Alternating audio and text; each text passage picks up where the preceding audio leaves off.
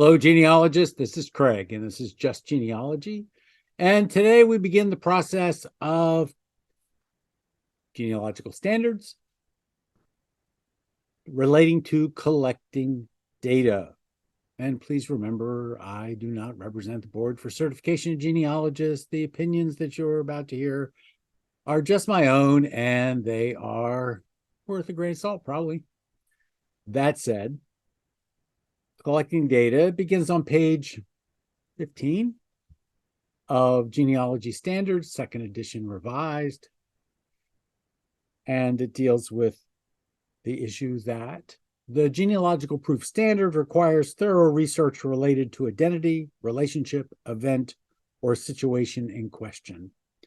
Genealogists collect information from a variety of sources and about widely diverse subjects in order to understand the identity, history, and relationships of a particular person, family, or group.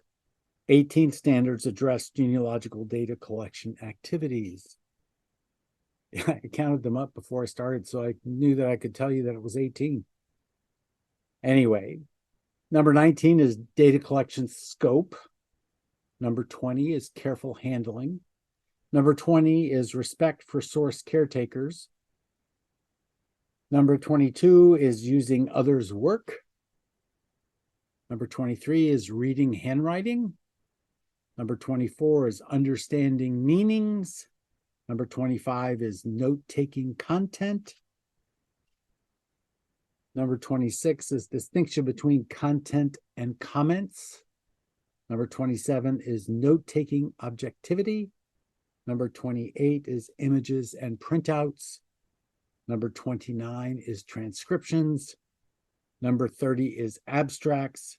And number 31 is quotations. Number 32 is transcribing, abstracting, and quoting principles. Number 33 is paraphrases and summaries. Number 34 is agents. Number 35 is source analysis. Number 36, and finally, is information analysis.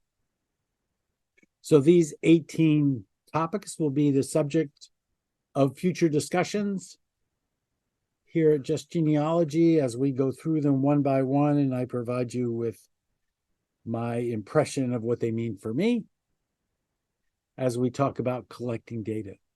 Collecting data is probably my most favorite thing to do because it has to do with the records. Of course, probably my second most favorite thing to do is what we'll talk about after we talk about collecting the data, and that's the evidence analysis. But collecting the data for me is probably the most fun part of doing this entire process. And largely that's because I get to touch records. And I really do like to touch records. I'm not really great about them on a computer screen. I like to be able to sit in the archives, wherever it might be, and touch the records. Doesn't happen very often anymore because of COVID and post-COVID and all that kind of stuff. So I'm looking forward to the time when I can go back and start touching records again, especially those records that I've never touched before. And by that, I mean record series, not necessarily somebody's death certificate.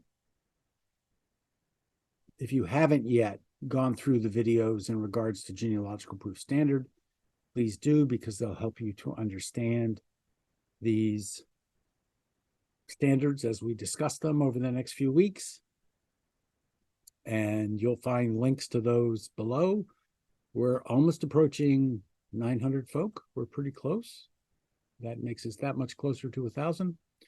So I would ask that if you haven't subscribed and you believe that I add value to your day, that you please subscribe.